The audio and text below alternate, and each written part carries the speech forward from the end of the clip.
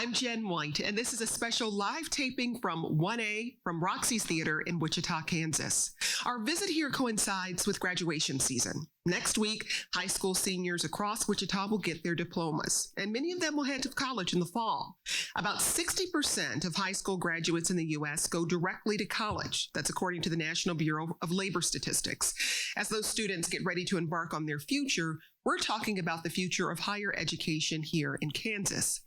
Colleges nationwide are facing budget shortfalls. Programs in the humanities and sciences are some of the first to face cuts. In Kansas, higher education funding declined by 23% in the last decade. Rural universities, including Emporia State University here in Kansas, are letting go of tenured professors, citing declining enrollment. As universities cut back on programs and college price tags rise for students, should schools focus on projected salaries and job skills or something more? We're here as part of our Remaking America collaboration with 6 partner stations across the country, including KMUW. Remaking America looks at how our democracy is or is not working for all of us. Tonight's edition of Engage ICT, we're talking about the role of public universities in our democracy. Joining us is Max McCoy. He's a tenured professor of journalism at Emporia State University. He's one of more than 24 faculty members who were told last September that their position will be terminated at the end of this academic year.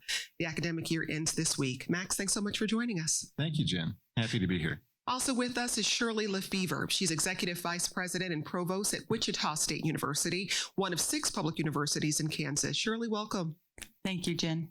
And Cammie Kennedy. Cammie is the College and Career Coordinator at Wichita East High School. Cammie, thanks for joining us. Thanks for having me, Jen. So Emporia State announced it's cutting some degree tracks after this year. According to the student newspaper, they'll no longer offer a degree in history, political science, or English. They also cut Emporia's journalism program. Now, we asked Emporia State to clarify which degrees had been cut. They said the student newspaper list was not correct, but they did not clarify beyond that in time for this conversation. They pointed us to a list of current degree programs and said some programs had been combined into new ones. Max, what will these cuts mean for Emporia State students? Ultimately, it will mean that there will be less choice for the students at Emporia State. That's one of the immediate impacts of these decisions. It's difficult to tell what it will mean long-term because Emporia State really has not presented a comprehensive or cohesive vision of what higher education will be at the school, even though we've waited these many months. So it's difficult to predict exactly. I can tell you what I fear, and then I fear that the destruction of the humanities will result in students who lack the critical thinking skills needed to succeed in our world today. Beyond that, I think it's also an assault on democracy. You mentioned democracy in the introduction. I think higher education is an essential part of any healthy democracy. You also cited the student newspaper, which I advise as a source for some of the information. And I should say that the student newspaper, which has been under, well, there's no other way to put it, it's been under assault by the administration at Emporia State University, has been a vital source of information for the campus community and really for the state about what's been going on. It's hard to imagine the student newspaper doing that without the support of a journalism program. And the journalism program is one of those which has been cut. So the bottom line, I think, just looking at the cuts that have been announced, the terminations, and I should add here that I strongly feel that the terminations were improperly carried out. But immediately it results in turmoil for the students who are there, less opportunities for students who will come, a big degree of uncertainty for all students, and a lack of stability for the community. When you talk about a lack of stability for the community, do you mean just the university community, or do you mean the community that school exists within as well? Both. Yeah. Ideally, I think universities serve as their own communities, that shared governance is important. And the ideal university, I think, acts like a town, a government body with all of those things that you need. And this is why it's so alarming to me that the humanities would be targeted, why journalism would be targeted on a basis of simply credit hours. It would be like that you had a community and you said, well, you know, the police department or the fire department isn't making enough money for the community, so let's ditch those and put our dollars in something that will have a bigger return. So that's alarming. But in terms of the community itself, I think the community will be diminished by these things because the campus community and the Emporia, the town of Emporia, they have a symbiotic relationship, and what benefits the campus also benefits the town. And we'll no longer have the rich, I think, variety of experiences, speakers, thoughts, even points of view. And there is some value to points of view that are not popular. So, well, in February 2022, the Kansas Board of Regents hired a Maryland-based consulting firm, it's called RPK Group, to evaluate degree programs on student interest and duplication across campuses. 401 programs across Kansas's 6 state universities fell within the optimize category, which means these programs failed to show growth. Shirley, how is Wichita State using that report to prioritize which programs to offer? So at Wichita State, we have been in a process of program review for decades, really. So every 4 years, a program will go under review, and we look at market demand, student demand, credit hour production is one of the factors we look at, cost effectiveness. So we feel like the criteria that RPK used was very much in line with what we have used for quite some time. So the way we will be using those data, we've been working with the Board of Regents to identify program review moving forward at the state level and at the regent level to take a look at what are the criteria being used to evaluate programs, and are those the correct criteria? Do they need to be tweaked? And then the regents will come forward with a new program review process moving forward. So as of now, Wichita State hasn't made any decisions about which programs to keep or potentially cut? So we don't plan to cut programs based on that review. Because we've gone through those those 4-year program review cycles, our approach has been to be pretty conservative leading up to this. And so we try to offer programs that we know have a good demand out in the community. We work with our industry partners. We talk to community leaders. Where are their needs in the community, and how can we respond to those needs? So our list of programs that have smaller enrollment is pretty small. Mm-hmm. And those programs still provide a service to the degree programs that we have. So no plans to cut programs, but could you use a model where you are maybe consolidating programs and in that way narrowing the offerings that students have available to them? And we have done that in some cases as a part of those program review cycles. We look for areas where we can be more efficient. So yes, we're constantly looking at our degree programs and where can we enhance, or we've added programs to our portfolio in the recent past. We have 3 programs in data science, data analytics, and we did that as a result of communication with our community leaders and industry partners, and those programs are very robust in their enrollment. So we really try to have our ear to the ground and try to think about where are the emerging needs. Part of what I'm wondering is what each of you think a university or a college should do. What is the primary responsibility of institutions of higher learning? Is it just about feeding a future workforce, or is there something else more you're responsible for. And actually, Cammie, I want to ask you, because you're working with high school students who are making decisions about where to go. And as someone who's sending kids to school, it's not just about the degree program. There's a broader experience you get when you go to college. Right. A lot of the conversation that we have with students is it the right fit? And fit is not necessarily the name. It goes to the cost of attendance, how a family fits into that picture. Is it a legacy college? Is it religious? Is it Catholic, or is it Methodist? Is it something that is small that has, like, we right at East High School, we're 2,400 students. That's pretty large. I mean, that's larger than our local Friends University or Newman University. So is that a good fit for a student, or is it something as large as Wichita State? It really isn't just about what courses or classes are offered. And the reality is a student is going to change their major 3 to 5 times before they graduate college. We all know this. You know, you're on the 11th hour and you're like, I really should pick a major.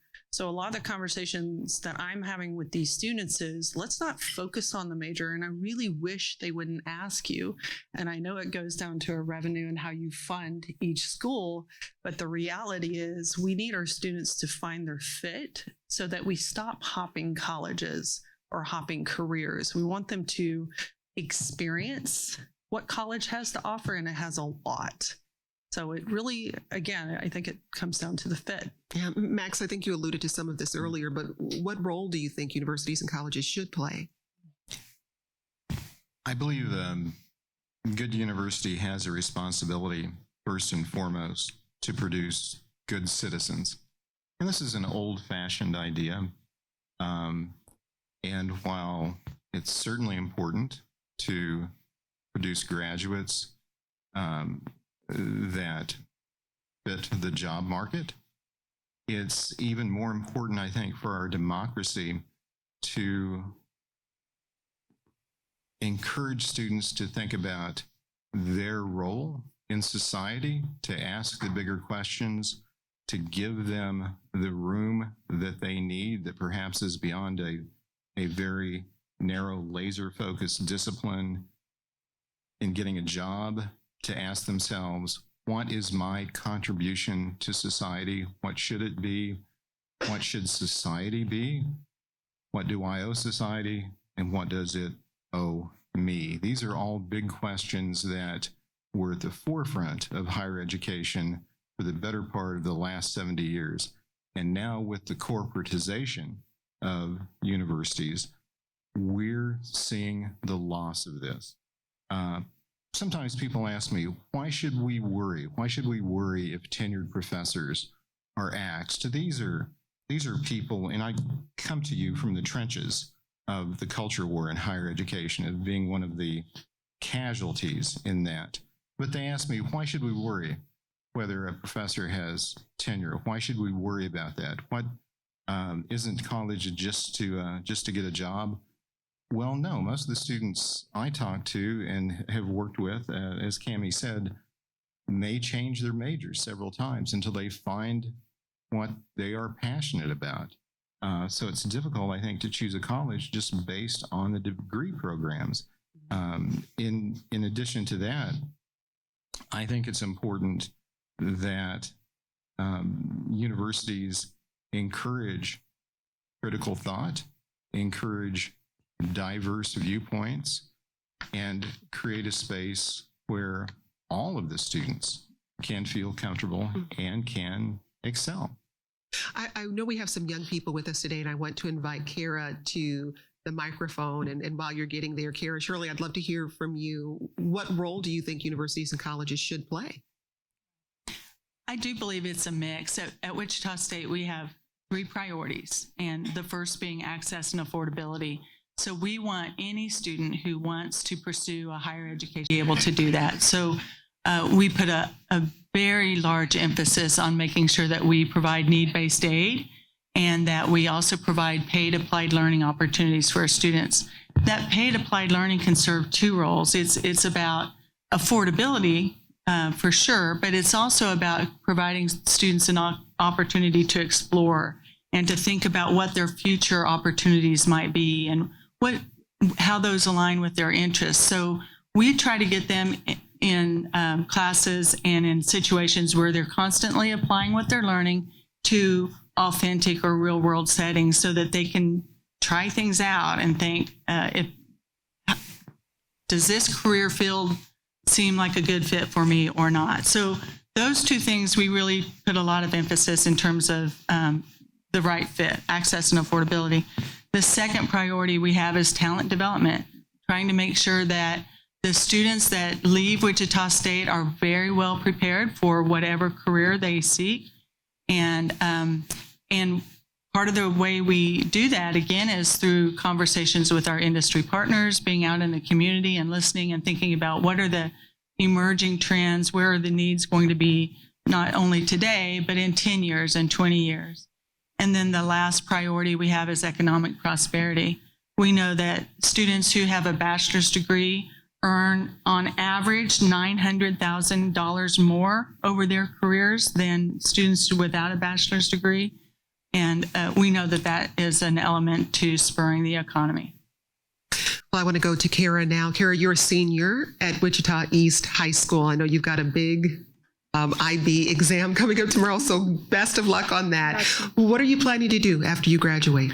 I plan to go to St. Louis University to study psychology and neuroscience. Congratulations. Thank you. How did you decide where to go? I applied to a lot of schools. I've been accepted into a lot of schools. St. Louis is kind of closer to home, but I still wanted to go out of state. I could have went really far. I could have went all the way to the West Coast or East Coast, but St. Louis really was very family orientated. My mom really loved the school. My mom is very picky, so that was a shock for me. So when she actually liked a school that I actually picked out and wanted to go and explore, that was also a plus for me to go there. I did no research on St. Louis. I didn't even know they were like a doctor's school, in all honesty. I just applied and I was like, maybe this is a good choice for me. What school or what might have kept you here in Kansas? Was there a school here in the state that you thought, maybe? No. Why? Okay, was that about getting away from home, or was it just that you didn't find the choices you wanted here? Affordability. A lot of Kansas schools are way more than my out of school schools right now, and they offer me little to no money, especially KU or K-State. KU only offered me $3,000 a year when they're like a $60,000 school. Okay, well, thank you for sharing your story with us, and best of luck. Yeah, thank with you. The upcoming graduation in this fall in college.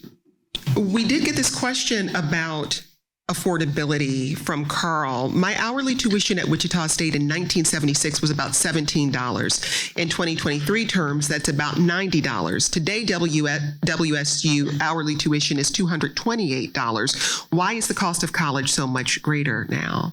And I'll come to you for that.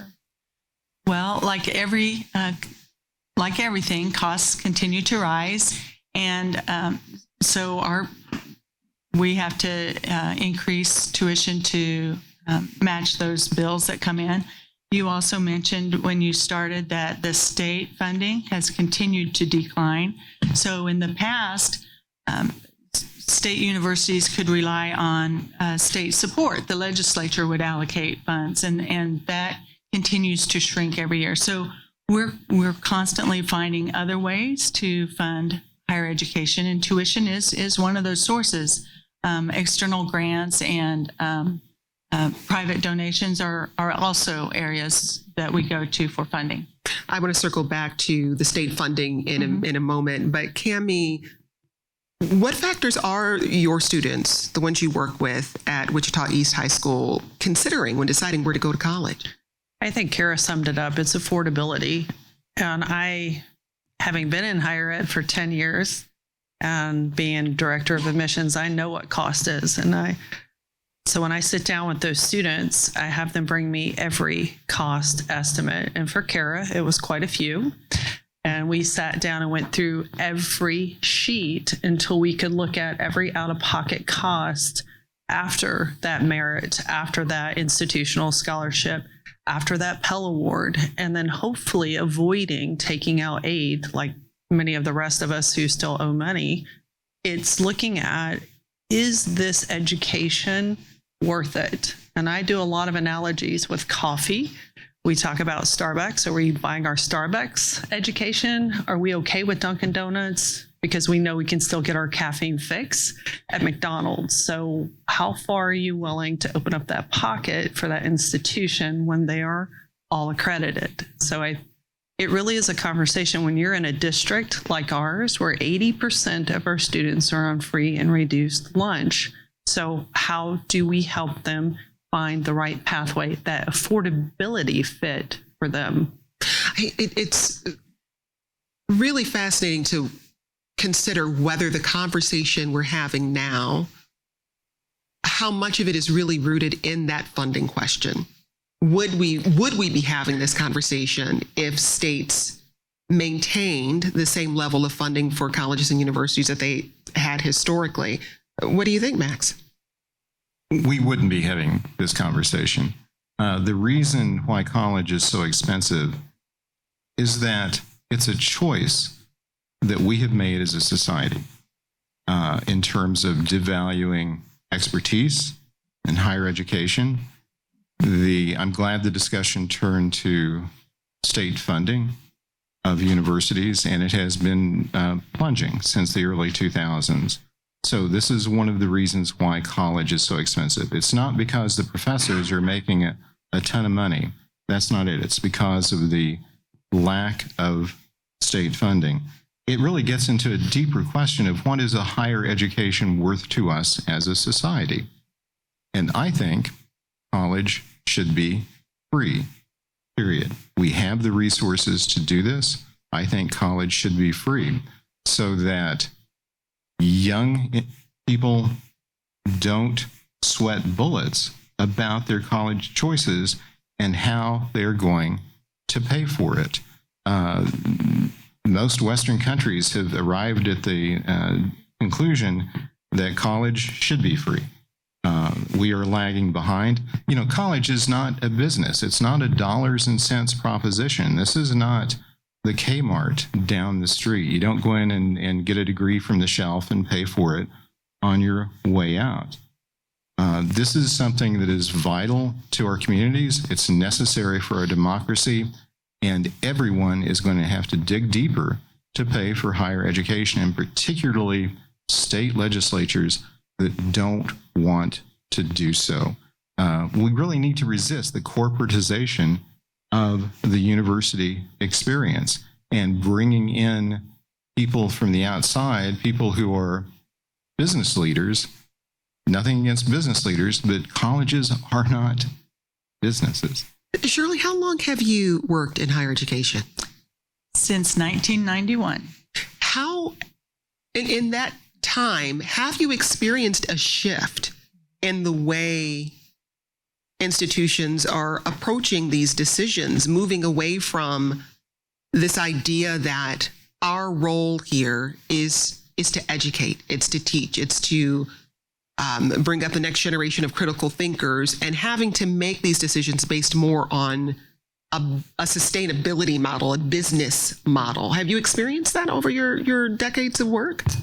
Well, I started in teacher preparation, so I've always been steeped in a philosophy of applying what you're learning to a real world setting. So I have seen that idea, that philosophy of applied learning spread to many, many other disciplines. And when you say applied learning, just what do you mean more specifically? So connecting what you're teaching in the classroom to real world experiences. So internships, co-ops, practicum experiences, but even within the classroom, having class projects that are applying what they're learning in the classroom setting. So it's really trying to think about very purposeful, driven educational experiences.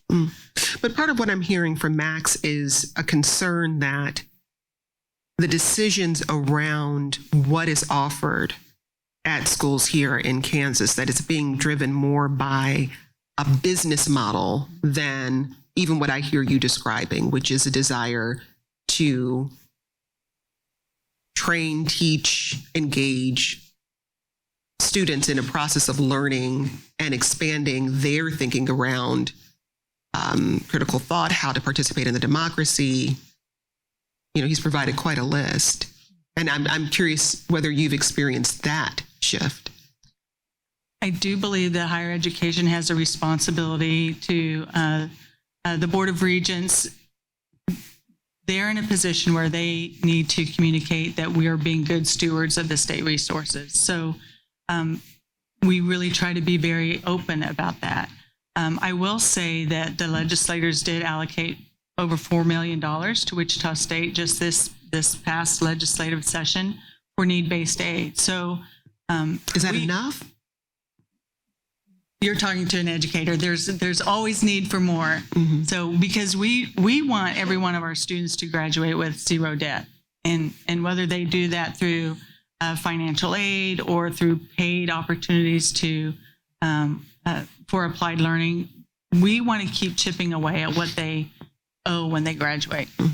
I want to invite MD, another student, to the microphone. But Cammie, you used to work in higher education. You said at admissions. Why did you make the transition to high school? Not by choice. I was laid off. So it was during COVID. And I honestly thought this was going to be a springboard job. But coming into this district and just seeing how forward thinking this district is, I felt like all the education I brought, all the knowledge that I learned in higher ed, I am now applying to every student that I work with. And it doesn't stop at East. Our district puts on a college and career boot camp that gets them ready for their next steps after graduation. Well, speaking of next steps, we got this message from Megan, who's here tonight. What percentage of scholarships that students apply for during high school are available if students choose to take some time off between high school and college? Some students aren't ready for college straight out of high school, but feel pressured to go anyway because more scholarships seem available. Cammie, what have you found? Many will defer. I don't recommend it. As we all know, the longer that you take away from any learning opportunity, it is more difficult to get back. They are available. I think even Wichita State, Emporia, all of them will defer an offer for one additional year. They even offer transfer scholarships if a student decides that, okay, I wasn't ready at 18, but I'm ready to go back at 24. I think the opportunities are always available to get those institutional funds so that we can continue our education. MD, are you at the mic for us? There you are. Now, you're also a senior at Wichita East High School. What are you planning to do after you graduate? Well, after graduation, I will be attending the University of Southern California to double major in political science and international relations and minor in film because it's USC. Okay. Yeah. And why did you decide to attend USC? I walked into Miss Kennedy's office early junior year and I was like, I want to go to USC. And it's always been a dream school for me. And besides it being really expensive, it's like I never really expected to get in, but it's just Miss Kennedy pushed me to work hard and I worked hard and I made it happen. So it's just like you feel that connection with a certain school, like since you were a kid. For me, it was USC. So. And longer term, what are you imagining for your life? Well, I have two routes, like I said. I would love to make some political change in this country in terms of whether that be immigration or even like this issue with college and like making college free. So it's like a lot of ideas. I still feel like I'm figuring myself out as I go into college. Again, and I'm also very passionate about filmmaking as well. So I love movies. I love making movies. I make movies all the time. So it's I could go a creative route or I could go the politics route. So it depends. Is there a school here in Kansas that you considered attending? Yes, WSU and KU. And what made you go USC instead? They gave me a full ride. That's a really good reason. Congratulations. Thanks, MD. You know, we've heard from two students here in Kansas. Both are attending college out of state. Surely most four-year universities in Kansas have seen a decline in enrollment in recent years. What are you seeing at Wichita State?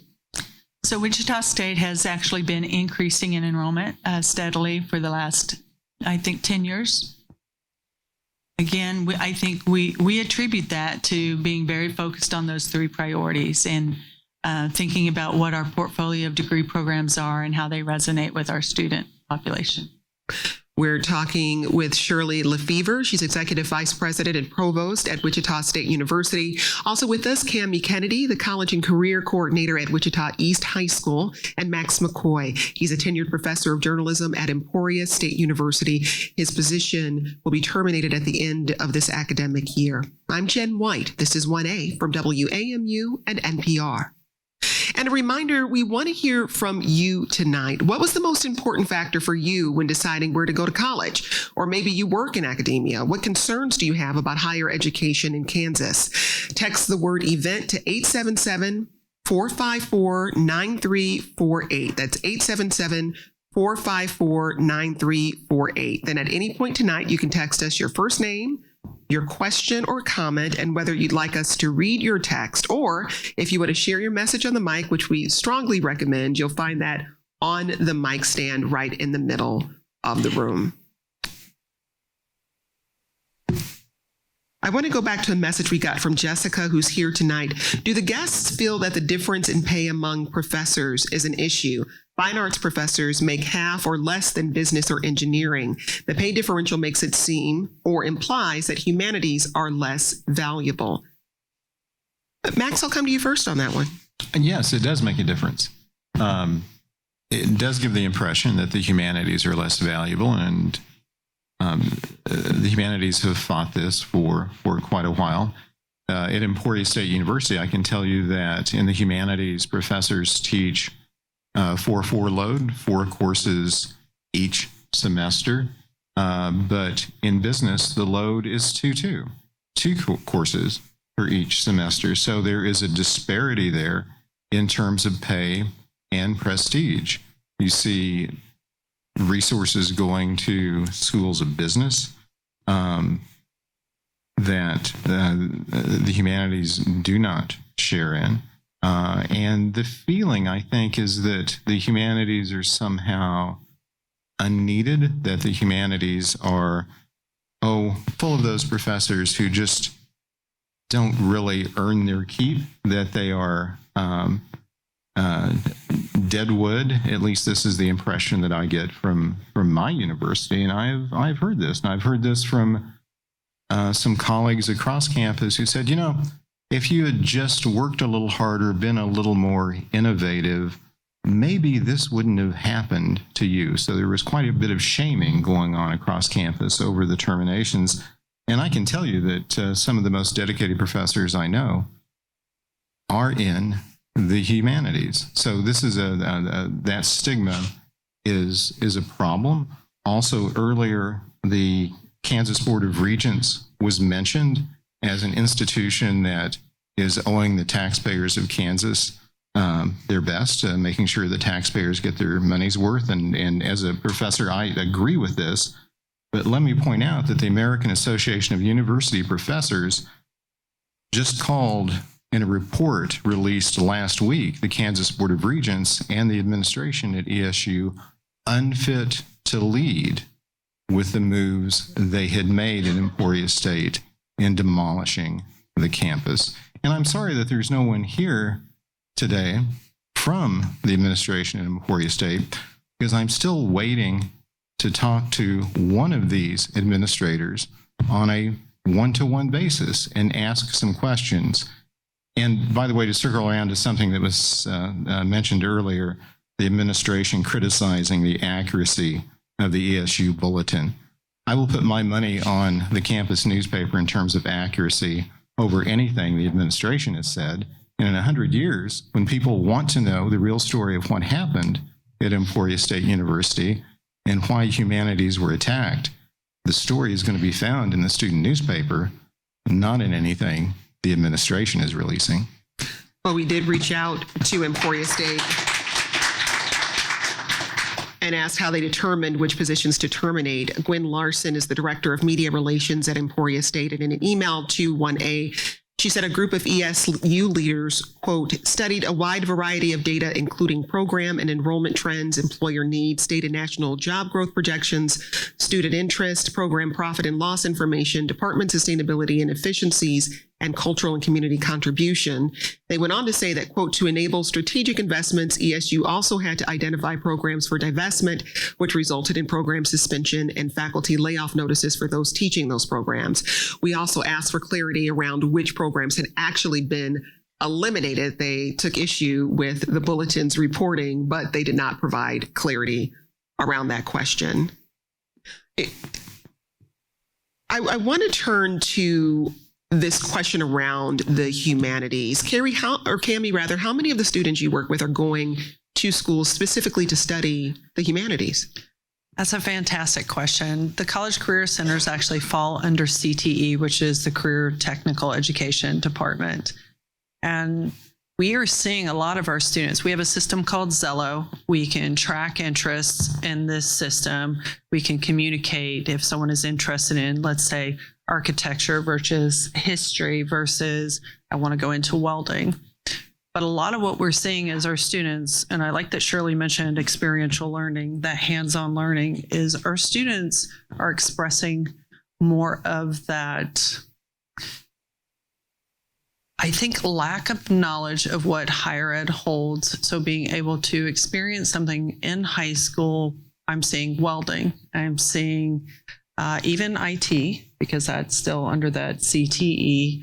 We are seeing CNAs, we are seeing students interested in nursing. I'm seeing engineering, I'm seeing architecture, I'm seeing neuroscience, I'm seeing science, I'm seeing law. But I don't hear a lot, even when we are trying to teach. And I have to say, the faculty I work with at East are amazing. Students aren't wanting to go into teaching, or I don't hear history. I don't hear a lot of that humanities anymore. I'm hearing, I think, what the trend is. And I mean, students follow the TikTok. I mean, they're following what's on, Snap. They only know what they know. And unless the school's willing to bring it to the high school level, let them experience that future hands-on, they do not understand it. Well, during the last decade, there's been a sharp decline in the number of students studying English and history at the collegiate level. It's fallen by about a third. That's according to federal data. But you bring up an interesting point there, Cammie, and Shirley and Max, I'd like to hear from both of you on this question of why fewer students are studying the humanities. And I wonder, after hearing from you, Cammie, whether this is really a question that starts to form before a kid is making that decision about going to college. It's about also the way we are now structuring K-12 education. Shirley, I'll come to you first. I agree with you, and Cammie, that the more we can get into the high schools to share with our students what the opportunities exist, and help them see that what are the opportunities if you pursue a degree in history or English. And I think one of the best ways that you can do that is to connect them to careers. And there's all kinds of things you can do with a history major. But I agree, students don't always know that. And that's our responsibility, to go into the high schools, go into the middle schools, and really start engaging with those students and giving them opportunities to see themselves in different spaces and careers. Max, I'd love to hear from you as well, because I remember, and I don't know if it was a decade or more ago, this push for STEM, science, technology, engineering, and mathematics. And then there were people pushing back saying not STEM, STEAM, science, technology, engineering, arts, and mathematics. But is this a conversation that's really starting or needs to start before a kid puts in that first application for university or college?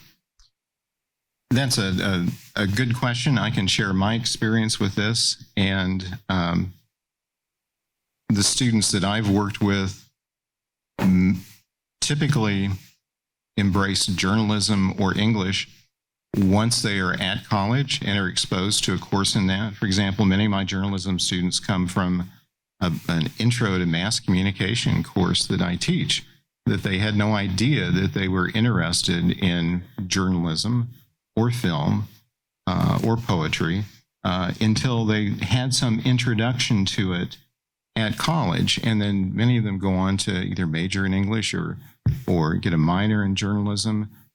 it is important that students are approached in high school as well for those who are in their college yearbooks, their student newspapers, and that's important too. But I think it's just part of the process. I think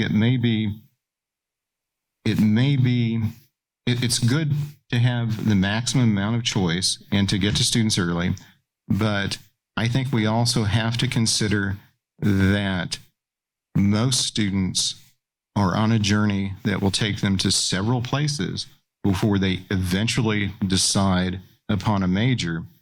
And this is why it makes me uncomfortable to think about, oh, we're going to slice up higher education in Kansas and there can only be one degree program. And if you want to study English, you go here. You want to study journalism, you go there. That is concerning to me because I think we ought to be worrying about giving our students the maximum amount of choice at the schools they want to go to. We're getting several questions from the audience. Robert asks, the 4-year degree is an increasingly difficult milestone.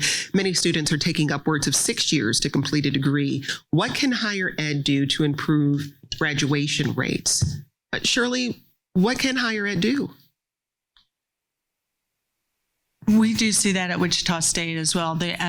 A lot of our students will graduate in 5 years and 6 years. But when we look at our student demographic, our students, many of our students, the majority of our students work while they attend college. And so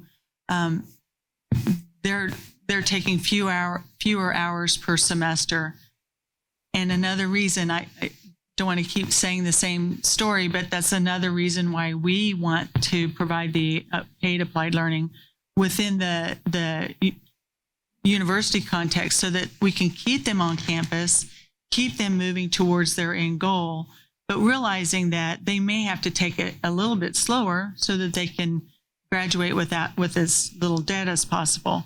So, but some of the things that we do to try to make sure that if you want to graduate in 4 years, what we're trying to do is map those 4 years out in degree plans so that the students know exactly what courses they should take each semester that will result in that degree at the end of the 4 years. So really being very clear about what it's going to take, what courses, and then putting that on a calendar, so to speak.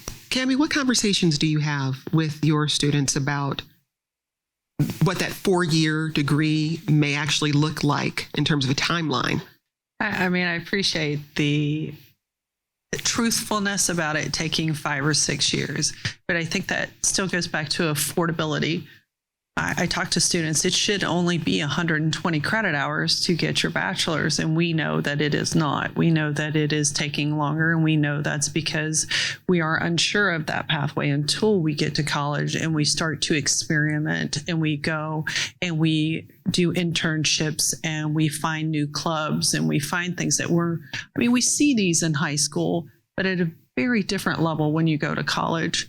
But again, I go back to I don't even like to have the conversation about what major you're going to have. I would rather them find the right fit, something that they can afford, something they don't have to work 40 hours a week so that they delay that education. And then as they discover that opportunity, then I think we'll see that time shave off again. I don't know how we can get back to 4 years because we do have to work. Our students have to work. We have 2-income families. I just don't think it's realistic anymore unless you are wealthy. So it's, again, I'd like to see it be a pathway for a fit to success, but I don't see anytime soon that being shaved off back down to 120 credit hours in 4 years. I want to circle back to this issue of declining enrollment and what it means for the workforce longer term. The number of students enrolling in Bachelor of Science and Nursing programs dropped by more than 3,500 students from 2021 to 2022. That's according to the American Association of Colleges of Nursing. And that decline is happening even as the country faces a severe nursing shortage. Surely there is the thought that you can plan for the marketplace to come, but the current marketplace needs nurses. And someone looking at those numbers would say, well, I guess potentially, nursing, maybe that's not the program where we put our money because students aren't coming to that program. Same thing with teaching. If we're talking about students not enrolling in humanities programs, we also have a teacher shortage. So there seems to be a bit of a disconnect in this sort of projection about what we might need. We don't know. We didn't know there was going to be a global pandemic and we would have a number of nurses suddenly retiring or just being burned out and leaving the workforce. And that pipeline isn't filling again. There wasn't a way to prepare for that. So I guess I'm trying to understand at Wichita State University, how are you trying to prepare for the marketplace ahead with the many uncertainties that you can't plan for? So again, we really try to be in tune with what those needs are. The teacher shortage, the example that you gave, has been around for a while. And at Wichita State, we've created several new teacher preparation programs, one of which is the teacher apprentice program. And so students who are paraeducators can work on their teaching license while they are working as a paraeducator. So we've been working very closely with school districts all across Kansas to try to help fill that teaching shortage in a very cost-effective way for our students. The nursing shortage is another example that you brought up. We are about to announce a partnership with Ascension here next week about partnering with them to create pathways for students who want to pursue nursing as a degree. And Ascension will be providing tuition reimbursement for those students. So again, looking at affordability, looking at how we deliver that in a very efficient way so that the students can achieve those goals in a timely manner. I think I'm trying to get at something a little more philosophical, perhaps, about the benefit of having students be perhaps more broadly educated, not this not a necessarily narrowly focused degree that will, yes, you can be a nurse, but what can you do beyond that? Not that we don't need nurses, not that that's not important, but is there a value in having an education that gives you the ability to move in any number of directions and respond to the needs of society, the needs of the workforce in ways we cannot necessarily anticipate? Does that make sense? And we often say that we're preparing students for jobs that we don't even know what they will exist in 10 years. And I do believe that part of that is really immersing students in experiences where they can sink their teeth into and really get a feel for where their passions are, what their interests are, and develop expertise in key areas. And the other thing that we're doing at Wichita State is really viewing a university as an institution with a lot of on-ramps and a lot of off-ramps. So maybe you come in and you get an associate's degree, or maybe you receive an industry credential and you go out into the workforce and then decide, you know what, I'm a CNA now, but I want to become an RN. So coming back to the university and so just a much more dynamic relationship with students and thinking that really more of a lifelong learning approach to higher education. I want to invite Jenn to the microphone who has a question. And while we're waiting for her, we got this comment from Sarah. There's been a lot of talk of degrees translating directly to jobs. When I was in college, I had no idea what I wanted to do, and there wasn't much career development. People would ask, what are you going to do with an English degree? I figured it out, but the beauty of a humanities degree means that your career path is broad. How do we bridge that disconnect between a humanities degree and a more direct career path? Max, any thoughts? When you describe a career path that allows you to do a number of things, to me, this is journalism. I mean, this is an example of a career path that allows you to do just about anything, any career that you go into later. This will benefit you. How we translate this in terms of reaching students is, I think, by bringing examples back to campus, having them talk to students, having them work with students, and putting some resources into these programs that have been underfunded and under-resourced for so long. Jen, go ahead with your question. Hi, I'm Jen. I'm a proud student of the humanities myself. I'm wondering, I know we've talked a lot about folks who are coming right out of high school, heading into college, but we do know that the demographic of college students has changed and continues to change. There was a Government Accountability Office study in 2018 that showed 71% of undergrad students had at least one non-traditional characteristic. I know we talked about working, having a dependent up or down the generational ladder. So what are the state schools doing in particular to support the basic needs and securities that often comes then with those other life, parts of life that are impacting somebody's ability to get their degree? Shirley, I'll come to you on that. And I'd love to hear not just about those non-traditional factors for students, but also first-generation students. They might be the first in their family to attend a college or university. We really try to do a lot in terms of establishing a sense of belonging. Nearly half of our student population at Wichita State is first generation. So we understand that those students bring a certain need for specific information and skills and experiences. And so we really try to make sure that they get involved in campus activities. We try to make sure that the need-based aid that they receive is more than tuition, that it also includes housing and living expenses. We have opportunities on campus for like the Shocker Career Locker for professional clothing or supplies that they may need. So really try to think about every student as an individual and try to keep spaces that are safe for them to come forward with, sharing with us what their specific needs are and giving us a chance to respond to those needs. But the needs vary. We have almost 17,000 students at our campus, and I would tell you that every one of those students has a different story and a different set of needs. And Cami, for your students, what specific resources are you looking for when pairing them with the school?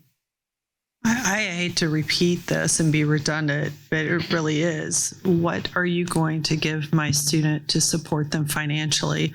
I mean, we haven't even talked about undocumented students. We haven't talked about our students that are refugees from other countries. So I don't want to hop on a political, bandwagon, but that's a lot of our students. When I look at North High, what institution that's local is really outside of somebody who has applied for FAFSA, that qualifies for FAFSA? You must have a social security number. What about this group of students who also deserve to go on this pathway? Where are the options? Where are these options that are available? And that's an important question. It's a big one. Yeah. Are you finding answers for your students? I have no shame of calling a financial aid office, having worked in higher ed. I'm like, okay, let's not play games here. What can you do for my student? Because I want them to have the same opportunity that MD might have or Kara might have. And I also want the same opportunity for that student that may not have that 3.5 or 8 GPA. I speak to students, and I'm so grateful for our community partners who are already in our high schools, like WSU Tech, where I might have a student that has a 0.9 GPA. We don't know why. We can't judge based on that GPA. A lot of the conversations I have in that office, that student may work 2 jobs. And when I'm doing a presentation, I remember the first time I coming from higher ed, and coming into a high school setting, I had a student fall asleep in the classroom. And I remember saying something. I was like, this isn't really cool. We don't really do this. He didn't get home until 1 o'clock in the morning, but yeah, he still got up, went to school. He is giving it all he can, but he's also supporting a family at the age of 15 years old. I have no idea what that means. So when we're having these conversations about next steps, I want that same student to have an opportunity to get that welding degree or opt over and get on Shocker Promise, because they can reset that GPA, they can reset their life, and hopefully be given an opportunity, whether it's a certification, that associate's degree, or that bachelor's degree, to make something not just for themselves, but for their family. Karen, MD, yeah. Karen or MD, either or both, would you pop back up to the mic really quickly? I just wanted to ask you something else.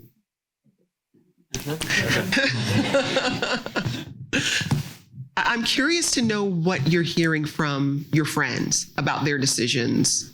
To attend college, not to attend college, where they're going, if they're staying in state or not. What are you hearing? I have a pretty, again, as high school is, and the East is very diverse, I have a very diverse group of friends. Some are going to college, some are going to go to trade school, and some are just not going to do it. And I believe that it's better to just wait and see what you want to do with your life than just jumping into college. And again, I'm very grateful to have the full ride, but not everyone can have that. So instead of going into debt or like not knowing what you want to do with your future, I think you should take some time. And I think colleges should also adjust or offer the same amount of money, even if you decide to take a gap year or if you want to wait a little bit. And I feel like they should be treated the same as someone that is jumping to college right out of high school.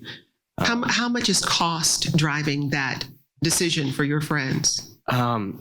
It's all about affordability. And like myself, I'm in a house where I live with my single mom and my brother. So it's all about affordability, really, because not all of us can afford college or $91K a year. Like, that's how much USC costs. And it's like I would have not been able to attend if they didn't cover. But it's all about cost, like Miss Kendi keeps saying, because I feel like everyone deserves education, but that price tag is really what stops people from building a good future for themselves. MD, thanks. Shirley, the cost of in-state tuition at Wichita State increased from about $17,000 in 2013 to $26,000 for an in-state student living on campus. How do you convince students that cost is worth it? And some of these comments are very good points. One of the things that we are doing to make the cost of attendance more affordable is we have an affiliation with WSU Tech. And so students can go to WSU Tech and complete their associate's degree, and that cuts 2 years off of their bachelor's degree. They don't have to complete the entire associate's, but they certainly can. We are also providing concurrent enrollment courses in many of our high school classes. And so those courses are offered at, some of them are $100 a course, not $100 a credit hour, but a course. So a 3 credit hour course might cost $100. We're looking at creating Shocker Academies in our school districts where we partner. And in those Shocker Academies, the courses, concurrent courses, will be $100 a course. So really trying to think about the cost of attendance and for high school students, how can they get a jump start on earning that bachelor's degree? Max, we got this question for you. How have the funding issues and the push for higher enrollment affected the morale of the professors and quality of education and instruction? It has affected every one of my colleagues across campus. Not only the issue of the funding, but the terminations, the uncertainty. And it is difficult to teach when you're worried about the future of your department. In my case, the department is gone now, or the future of the university, or being told that credit hours are really the only thing that matter. And what gets lost in the discussion, I think, is the mentoring that professors provide students. And this is what I hear from colleagues, that they are worried that they're going to lose those opportunities to mentor students individually and to be able to help them with things that are sometimes not at all academic, but are life issues, that are struggles with jobs, that are family issues, that are identity issues. And this is the thing, the number one thing that I hear my colleagues talk about is that they are more worried for the students than they are for themselves. We got this comment from Walt, who's in the audience tonight. He's a former member of the Kansas State Board of Education and university faculty. Walt says most colleges and universities are top heavy in administrative and sports coach outlandish salaries. Many full-time faculty only teach a few students, but still receive high salaries and benefits. Many classes are actually taught by underpaid adjunct or graduate student instructors. Student tuition and fees are outlandish. The legislature and parents see these facts and are demanding reforms. I want to take this in two pieces, starting with the administrative and sports coach salaries. And I'll come to you on that, Shirley. I mean, what is the breakdown at Wichita State? I cannot tell you what the ratio is of administrative salaries versus faculty. I will tell you that we're constantly looking at our faculty, our staff salaries, and we have a plan in place for continuing to increase our compensation for our employees. So we understand that that is a priority for us at Wichita State, and we're continuing to work on that. So when you're making those larger decisions about program offerings, is the cost of administration also on the table, and whether there can be cuts made there as well? We look at every compensation, every package. One of the things you mentioned athletics. One of the things that we have to be aware of too is the value that the athletic programs bring to an institution. And so if you have a successful athletic program, that brings students and interest to that institution. So it's always weighing the costs and the benefits of those costs, salaries. It's always interesting. I went to a school that still has a massive sports program, and I'm a humanities student myself, and hearing that case made for why sports were important to the university, it never quite set right with me, because it's a university, it's an institution of higher learning. It's not a sports business. It's not the NFL. It's not the NBA. And there seems to be some tension in that case. Like, oh, well, they make us a lot of money. Well, they're not cheap or free either. And is that really the focus of this institution, to have a robust sports program? So if you think about the student athletes, that is their access to higher education for many of our student athletes at Wichita State. So it's not a black and white issue by any means. Mm-hmm.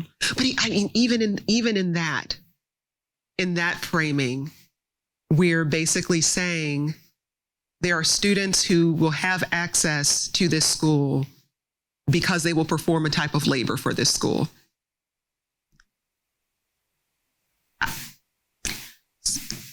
So they choose to be student athletes because it's a passion. It's something that they want to pursue. Some of those students are doing that on their way to a career or to a profession. Mm-hmm. And so it's another way of providing an opportunity for students to pursue that career.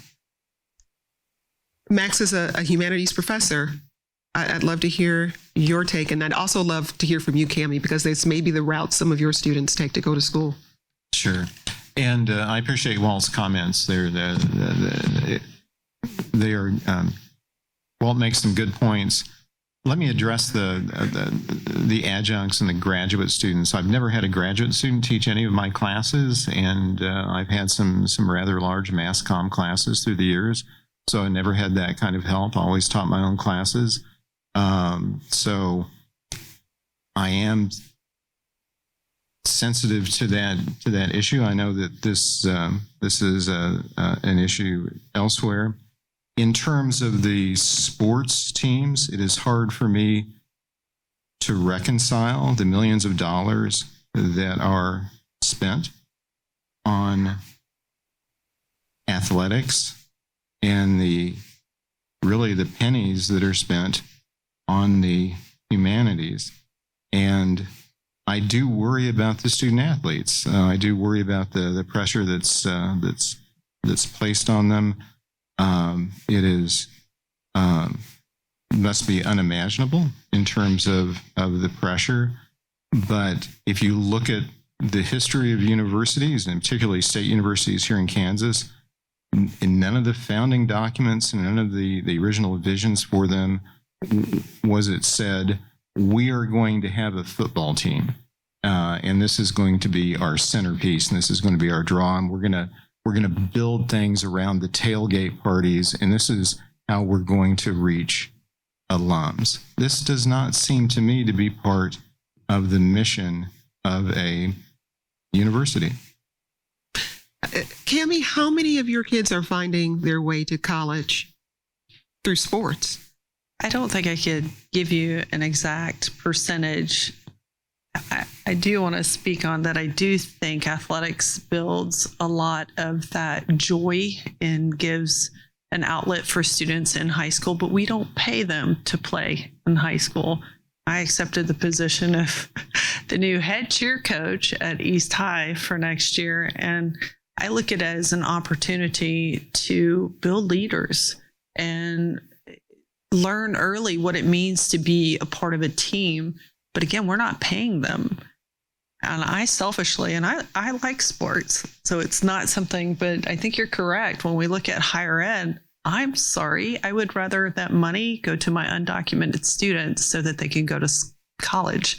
Or I would rather it to where I don't lose MD or Kara to another state, that they could have stayed here, lived in housing, and been offered that full ride. So there are some aspects when it comes to funding and who's getting that money. I would rather see it be a place of education where we are building future leaders, future journalists, future lawyers, future filmmakers. I love sport, but I do think we're not giving back enough to the students who have been busting their tail in education. And I think someone who's getting that 2.5 should be able to get that scholarship money. I think we're really getting a little stingy with our institutional funds, folks. I think we need to reassess and see what our kids are doing at home and who they're supporting, and then reward them for graduating so that we can get them to that next step. Kara, you had a comment about student athletes. Please head on to the mic. Okay. I'm a student athlete. I play multiple sports. I cheer, I do track, and I have scholarships from all different schools to go play. But my focus is basically on, okay, yeah, sports are fun.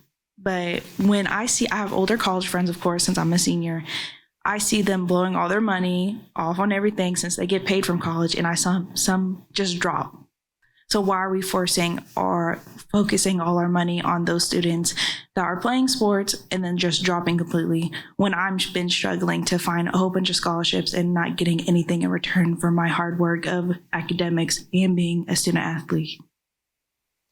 So that balance of where the money goes, and surely for someone like Kara, who's a student athlete but says, hey, I've been out here working hard academically and as a student athlete, but I don't feel my academic work is rewarded in the same way. What do you say to those students? Because you have a lot more kids who are just in school academically than there are on the sports teams. Absolutely. And the majority of our scholarships and need-based aid do go to students who are not athletes, student athletes. So we want all of our students to have the financial support that they need to be able to attend Wichita State. So, and we are looking at the criteria. We have a large number of scholarships who that do not take GPA into consideration. It's a much broader picture of who those students are. It is about leadership. It is about the experiences that they've had throughout high school. So, and scholarships that are privately funded, those typically the donor will articulate what things that they want to support in a student. And so it's a wide package of how the criteria that's used to award financial aid to our students. MD, you had a question about artificial intelligence and higher education come back up? Well, could I just read it off my phone? Certainly. Okay. I asked, as artificial intelligence grows, how will colleges adjust to AI taking over not only daily jobs, but journalism, teaching, and how we consume entertainment as a whole? As this phenomenon grows, will we get rid of some career pathways like Emporia has? And will a bachelor's degree have less value in the world? And if so, will college become cheaper? Are you sure you're not going to study journalism, MD? That's quite impressive. We talk a lot about AI on our program, and there is a lot of concern about the role artificial intelligence will play in every sector of life. And again, this is one of those places where the technology is moving a lot faster than the policy that regulates it, than the ethics that should guide it. But any thoughts from our panel? Anyone feel free to jump in here. I mean, Max, he mentioned journalism. What do you think? I don't think AI will ever replace a journalist. What AI does really well right now is parrot facts or parrot data, some of which is unreliable. In the future, will it get better? Sure. But it'll never replace the professional expertise, I think, that a journalist brings to the job. And also one thing that AI cannot do is bring humanity to the job. You cannot get human understanding from an algorithm. You get something that resembles it, I think. And of course, I may be wrong, and in 50 years from now, the AI overlords may be running everything. I don't think it's going to make education any cheaper. I think it's actually going to make it more expensive in that how do you maintain academic rigor when AI is so prevalent? When ChatGPT is being used to generate essays, it's going to be even more important to be able to weed that out. So I don't think it's going to make it any cheaper. I don't think it's going to replace journalists or human experts in the field. And I do think that this is an issue that not just public education is going to be grappling with soon, but everyone. Matt, MD also asked about whether or not there's a possibility artificial intelligence would make college cheaper. What do you think, Shirley? You know, we're learning a lot about AI right now, and the majority of the people I talk to are leaning towards trying to understand how artificial intelligence can be used as a tool, and how how it's going to shape industry and careers of the future. And so I think that is really where we have to start putting our emphasis, is really on developing our understanding of what it can do now, what it will be able to do in the future, and how do we understand its role in not only academia but in industry. So I agree with Max. So I don't know that it will have an impact on the cost of attendance, but I do think that it will be a factor in higher education. I want to wrap on this question we got from Amanda, who's here tonight. Let's talk about after college. Why would anyone come back to Wichita? And does going to a public university in Kansas help bring back talent to Wichita? And I actually, Amanda, if you don't mind, I want to broaden your question a little bit, in that we've got two clearly very bright young people who are leaving the state to go to college. So beyond just bringing talent back to Wichita, if colleges and universities are narrowing the options for students, and those students are increasingly looking outside of the state for that education, what are the chances you're going to bring them back to Wichita or Kansas at all? Are we facing or setting the state up for a brain drain? And Cammie, I'm looking at your face right now, and I think you've got feelings about this. One, I'm sitting here thinking how lucky I am that I am with these students every day. Every day is a learning experience for me. It is a reminder that we are growing as a community. We're growing as a nation, and these are the minds of our future. So I think trying to hold that political line in a lot of my conversation, because I certainly have a side. Repeat the question so I'm cautious. Yeah. So Amanda asked whether what happens after college. If students attend a state university, are they more likely to come back to Wichita? I then broadened Amanda's question to say, if you've got students who are leaving the state because they don't have the options for degrees they want here in Kansas, what's the likelihood that Kansas will be able to bring them back? Are we setting ourselves up for a brain drain? I think we are, unless we make a decision to approach this new generation differently than how we were approached. I'm just impressed by, and again, remember, I came from higher ed. This is new for me, is to work in a high school, and it has had its challenges. What I love about our district is they open the doors to our community partners and to our community surrounding institutions.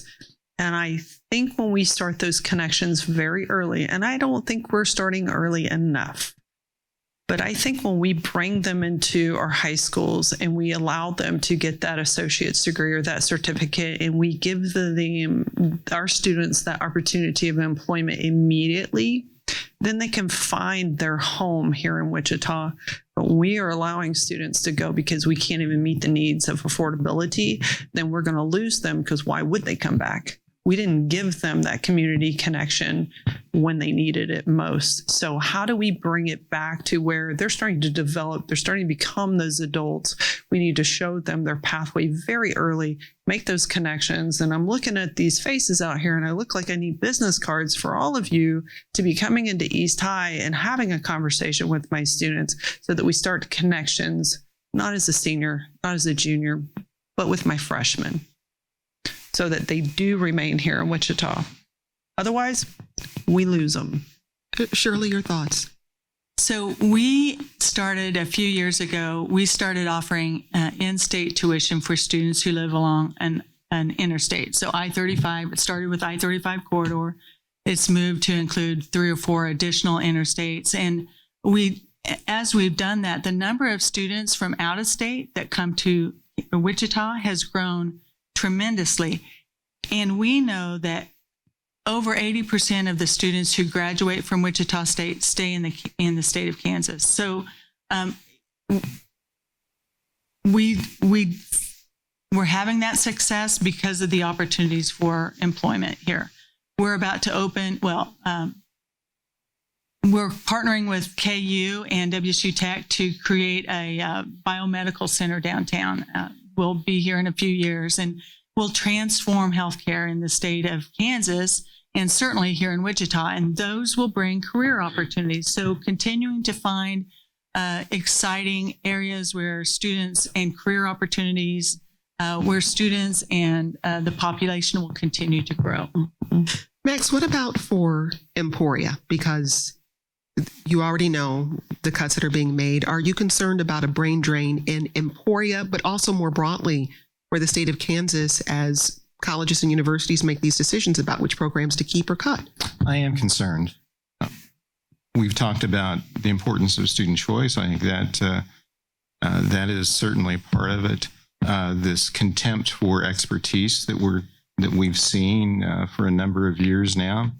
All of these are alarming, but I want to end on a positive note. And for my students who graduate and they're planning to, or they're considering jobs out of state, and they ask me what to do, and I try to help them the best I can. The question that I ask them is this: do you want to make a difference?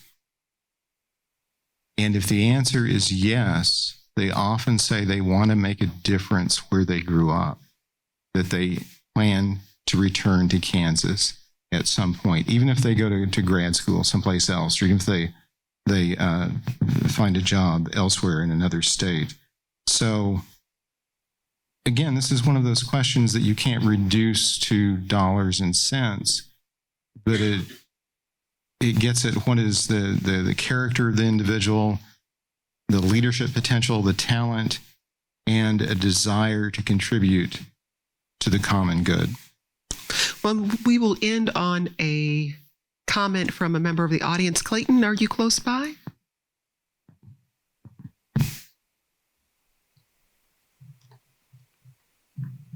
So the comment that I was making is kind of a longstanding concern for me is the funding and the access to college, particularly to people that aren't rich. I do think that our economy and our civic life does suffer when we put up those barriers to the access of education, especially with the idea of, I'll use a reference point that I come from an engineering family. I've worked in IT.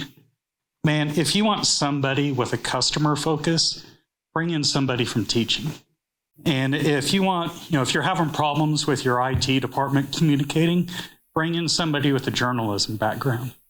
And when you're making your policies, if you need somebody that can do research and understand the link and the power of how somebody's perspective and experience will shape their options and their worldviews and their actions, bring in an historian. That's what they study.